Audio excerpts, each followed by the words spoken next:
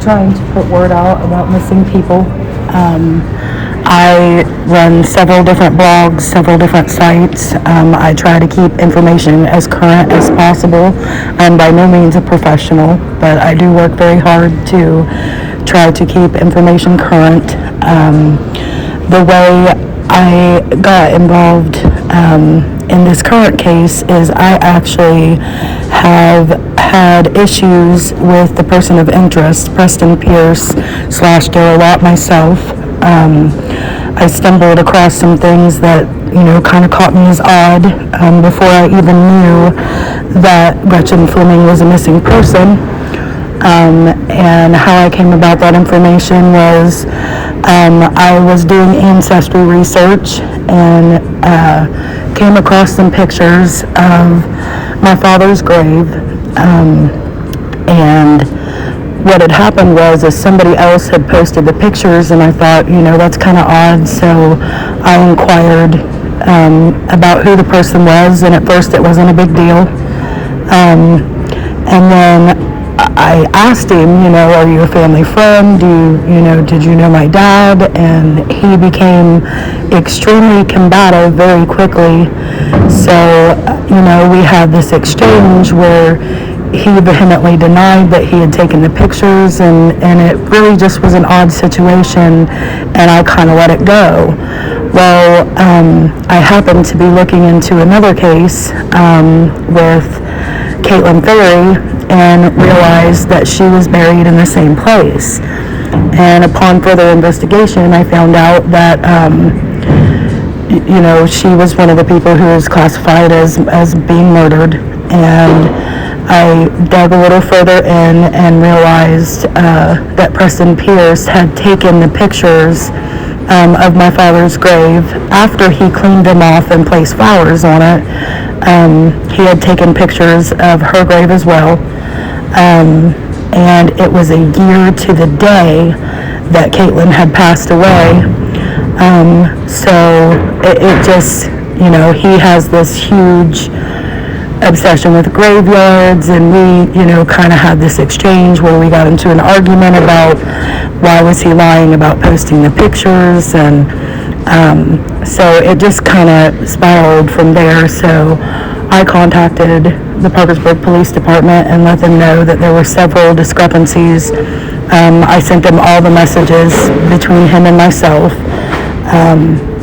and they are actually looking into that as we speak. So that's kind of how I got involved as far as this situation goes. Yeah, and we've done a couple videos in graveyards here. We're kind of looking for clues as far as any other, people that have come up missing in this case. And I know a lot of you guys want to know about other people that have come up missing too. And right now the focus has been on Gretchen. And, and if we can use that, I know it's going to sound harsh, to find these other people, then hey, we don't want this to become a cold case like those have become. That's the focus here. And right now, the police department, we've got our suspicions here because a lot of these people that have come up missing, and it becomes cold cases and they don't find the answer. So apparently they need a little help. And they did the search party on Saturday that I went to go to, and from my understanding, nothing significant has been found, I don't think. Have you heard anything on that? The only thing I saw or have heard was that they found a few clothing items, things of that nature, but they don't think they're anything of significance because that could belong to any camper who has been there in the last 5-6 years. Stuff falls out of people's things. It could belong to anybody. But as far as I know, no, they didn't find anything of significance yet. That's what I was thinking too. I went to go there and I didn't realize they had bussed up the first load of people there, and I didn't have a vehicle. And then I asked them, and I said, well, they're like, well, find somebody to go with. And I said, I didn't know anybody. But anyway, so I didn't get to go to Mountain Wood Park, but we do have a couple people on the scene here in our group that do want to explore other areas. And I've already figured out an area that I've known for about a month and a half ago. I just haven't had the time to get out there because I work 2 jobs.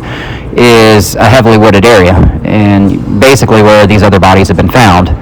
Now, Cindy Ball, we believe, and I know you know a lot about this case too, Cindy Ball doesn't appear to have any connection with Preston Pierce, to my understanding. Yeah, and she was murdered by Greg Casto. That's an open secret here in Parkersburg. And, we learn as we go. Day by day, we learn more information. But my understanding of what happened there is Greg Casto had been, trying to get her for a long time. And it had been a big thing on Facebook. Domestic violence issue. Yeah. It was pretty open.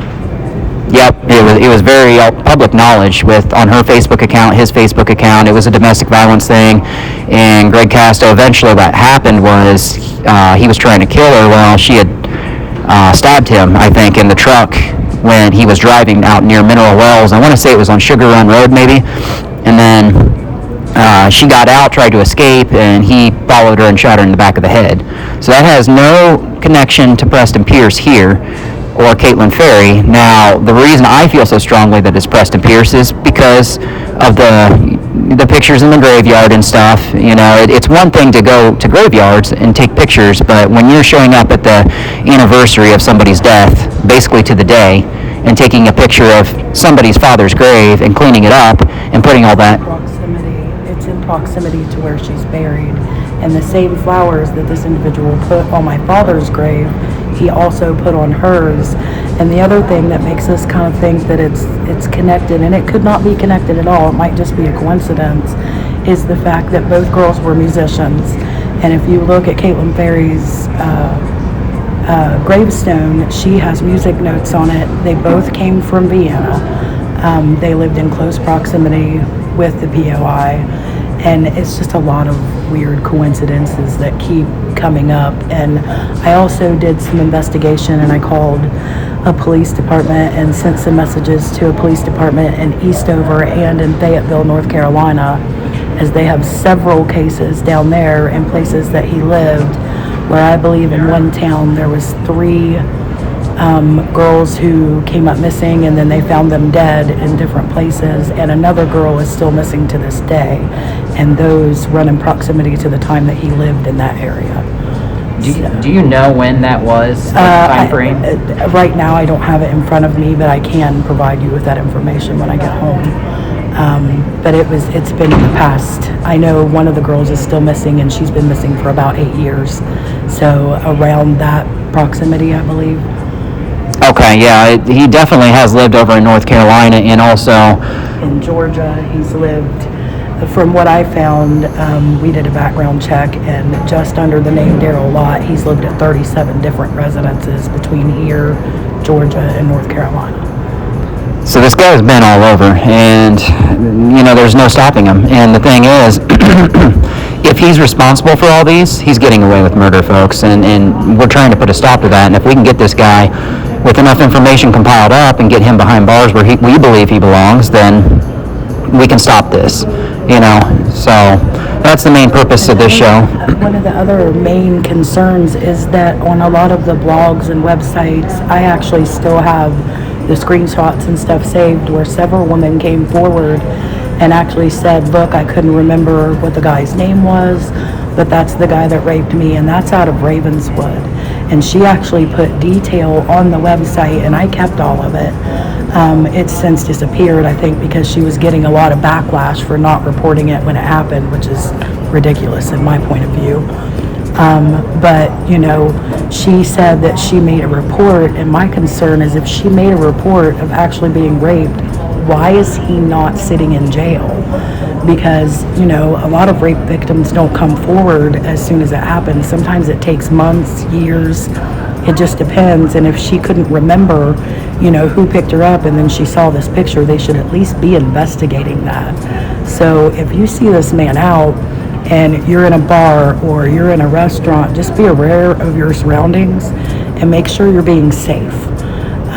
Because he's obviously not, even if he didn't kill anybody, he's definitely deranged, and he's not a good person that you would want picking you up or giving you a ride or taking you somewhere, being that the last person that was seen with him has never been seen again. So I would just like for the community to be aware and stay vigilant. we've gotten some reports. I don't know if this is confirmed or if you know anything about it, but is there any previous drug use with this guy? Because I thought I had heard that before, but I don't know if... I've heard that several times. And if you kind of look at the pictures, you can almost see a pattern of when he is and when he isn't. There's a definite change in his demeanor, his face, and I can't say with any certainty that he's on drugs, but it would appear that several people in the community have reported that, and it just, it's something to be aware of. And just to recap the beginning of this part of this case, so Preston Pierce initially told police that he had picked her up in his car at the My Way Lounge. And video camera surveillance shows, this is information that we found that was not released to the public, was that car came back in 8 minutes. She was not in there. If she was in the trunk, while her friend had her purse with her debit cards and credit cards and cell phone in it, and he was looking for her in the parking lot, and here comes Preston Pierce.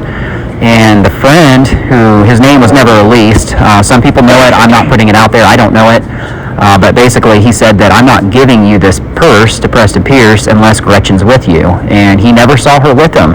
So that tells me what Preston said all along about dropping her off at an intersection by the police station may have been a half-truth.